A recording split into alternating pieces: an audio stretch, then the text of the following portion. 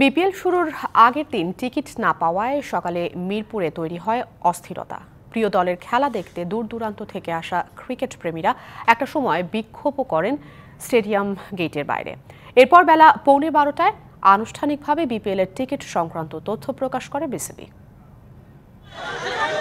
ভোর থেকেই বিপিএলের টিকিটের জন্য মিরপুর শেরে বাংলা ক্রিকেট স্টেডিয়ামের বাইরে এমন ভিড় ছিল সমর্থকদের।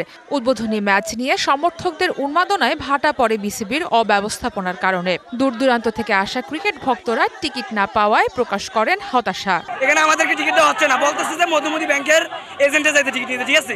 এখন মধুমতি ব্যাংক এটা কোন জায়গায় এটা আমরা জানি না। এখন ভোর 6টা বাজে দাঁড়ায় রইছি, এখন কয়টা বাজে জানি না। All Time Roma. Taste it, love it. এতক্ষণ ধরে আমরা দাঁড়ায় রইছি, বিসিবি কোনো পদক্ষেপই নিচ্ছে না।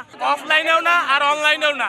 অফলাইনে মানুষ এসে দাঁড়ায় রইছে, অনলাইনে না পাইয়া 4টা বাজে আজকে দাঁড়ায় রইছে, তারপরও কেউ না। বেলা বাড়লে ভিড় আর অস্থিরতা বাড়ে আরো বেশি। টিকিট না পেয়ে অনেকে বিক্ষোভও করেছেন। নতুনভাবে সাজানো বিপিএলে মাঠের মূল খেলায় দর্শক ব্যবস্থাপনা নিয়ে বিসিবিকে আরো সচেতন হবার কথাও বলেন কেউ কেউ।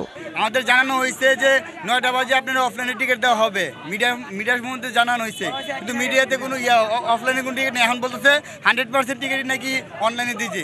আমার টিকিট 100% দিতে হবে। এসবের মাঝেই বেলা 12টায় টিকিট ক্রয় সংক্রান্ত তথ্য জানায় বিসিবি। অনলাইন আর অফলাইনে টিকিট কাটতে পারবেন দর্শকরা। সরাসরি টিকিট বিক্রি শুরু হচ্ছে রবিবার বিকাল 4টা থেকে সন্ধ্যা 7টা পর্যন্ত সেই সুযোগ থাকবে। এছাড়া বিপিএল এর উদ্বোধনী দিনে সকাল 10টা থেকে বিকেল 4টা পর্যন্ত সরাসরি টিকিটও কেনা যাবে। মিরপুরে টিকিটের ক্যাটাগরি থাকছে মোট 11টা। 200 টাকা থেকে শুরু করে সর্বোচ্চ টিকিট মূল্য 2000 টাকা। সারা মাহবুব, ডিবিসি নিউজ ডেস্ক।